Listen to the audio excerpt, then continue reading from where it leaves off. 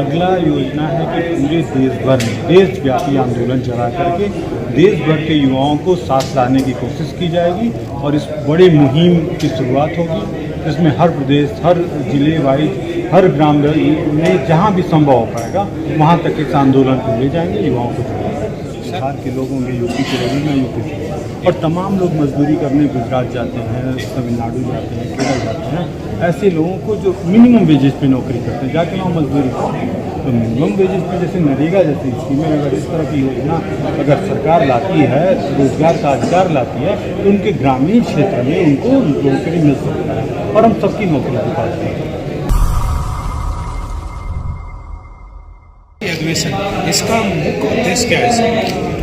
देश में बेरोजगारी के मुद्दे को अहम मुद्दा बनाने के लक्ष्य से संयुक्त युवा मोर्चा का गठन किया गया, जिसमें अभी देश भर के 113 युवा संगठन एक साथ आए हुए हैं। और हमारा उद्देश्य है कि अगले 1 साल में पूरे देश में बेरोजगारी के ऊपर एक बड़ा आंदोलन खड़ा हो।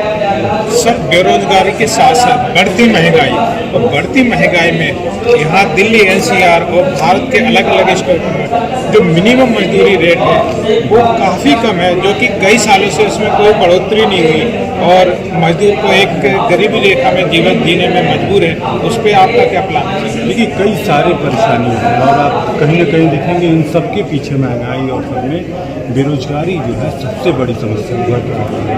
अब देश दुनिया का सबसे युवा देश है भारत, और युवा यहाँ देश में 65% की आबादी युवाओं की, और युवाओं की सबसे बड़ी समस्या क्या है?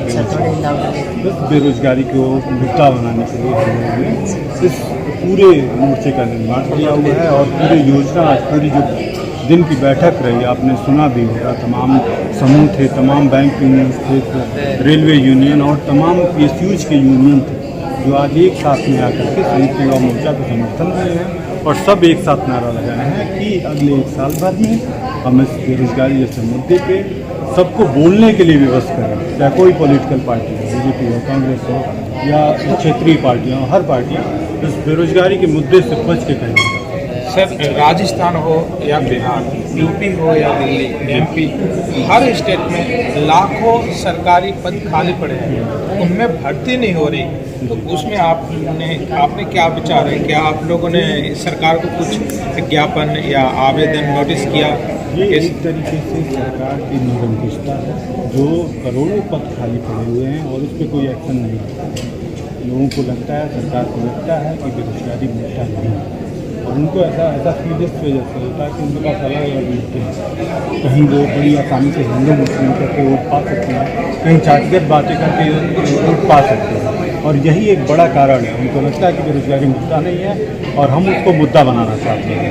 सरकार अगर युवाओं के विषय में सोचेगी तो ये निश्चित रूप से जितनी समस्याएं हैं, चाहे किसी प्रदेश की, राजस्थान हुआ, यूपी हुआ, बिहार हुआ, सरकारी कोई भी अगर युवाओं के बारे में अगर एक बार स्थिर तो जरूर भर्तियाँ लाएंगी और उसी के लक्ष्य को लेकर के हम लोग ये पूरे आंदोलन को चलाएंगे।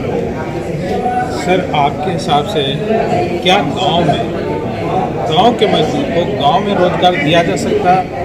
बिल्कुल दिया जा सकता है। आप कितने % लोगों को दिया जा सकता है? मिनिमम वेज रेट क्या दे सकते हैं? जी, आज आप जो एक भरोसा का एक पर्चा सबको दिया गया, उस पर्चे में सॉल्यूशन लिखा गया है कि ये पूरी बेरोजगारी है, उसकी समस्या का समाधान क्या है। तो उसमें एक पॉइंट, ये इम्पोर्टेंट पॉइंट है कि जिसमें सभी वर्गों को, सभी वर्ग के लोगों को या शहरी क्षेत्र के, ग्रामीण क्षेत्र को, उनको अपने क्षेत्र में, उनके आसपास, उनकी पंचायत में, उनके ग्राम के आसपास मिनिमम वेजेज पे उनको कैसे नौकरी दी जा सकती है, इसकी भी योजना है। और ये बड़ी आसानी से अगर सरकार इस रोजगार के अधिकार को मानती है कि इसको इसके पीछे कानून बनाती है, तो जैसे नरेगा जैसा स्कीम आप देख ही रहे हैं जो चल रहा है, उसी का एक बड़ा स्वरूप है जिससे सबको रोजगार मिल सकता है। आप उस पर्चे को पढ़ेंगे तो आपको समझ। ऐसा तो नहीं सर, आप रोजगार के नाम पे रेवड़ी मांग रहे हो सरकार से? कैसी रोजगार? सरकार MP हो, राजस्थान हो, अलग अलग सरकार महिलाएं स्वास्थ्य 1500 रुपये, 1000 रुपये, 2000 रुपये, बिजली फ्री है। नहीं, बिल्कुल इस तरह का कोई भी हम फ्री वाला ऐड कुछ इस तरह का नहीं मांग रहे हैं। हम अपने अधिकारों की बात करते हैं। हम उस बात को करते हैं जिसमें देश भर में करोड़ों सरकारी पद खाली हैं, उसमें तो सरकार को भरने के लिए उसकी कुछ करने की जरूरत नहीं है, वो तो बड़ी आसानी से भरी जा सकती है।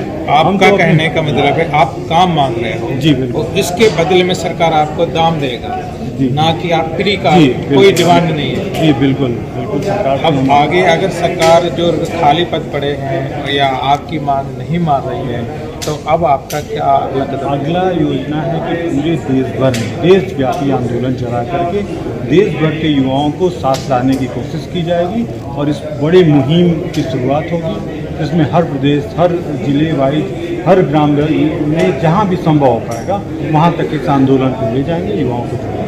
सर जो आपका आंदोलन है बेरोजगारी पढ़े लिखे लिए है या जो नहीं, मजदूर सबके लिए है जो मैंने उनके कहा लिए क्या प्लान है? मैंने कहा सबके मजदूरों के लिए लिए क्या कम से कम मिनिमम वेजेस पे अपने गांव क्षेत्र में। अब आप देखिए किसी को अगर बिहार के लोग होंगे, यूपी के लोग होंगे, यूपी से, और तमाम लोग मजदूरी करने गुजरात जाते हैं, तमिलनाडु जाते हैं, केरल जाते हैं, ऐसे लोगों को जो मिनिमम वेजेस पे नौकरी करते हैं जाके वहाँ मजदूरी करते हैं, तो मिनिमम वेजेस पे जैसे नरेगा जैसी स्कीमें अगर इस तरह की योजना अगर सरकार लाती है, रोजगार का अधिकार लाती है, तो उनके ग्रामीण क्षेत्र में उनको नौकरी मिल सकता है और हम सबकी नौकरी दिखाते हैं।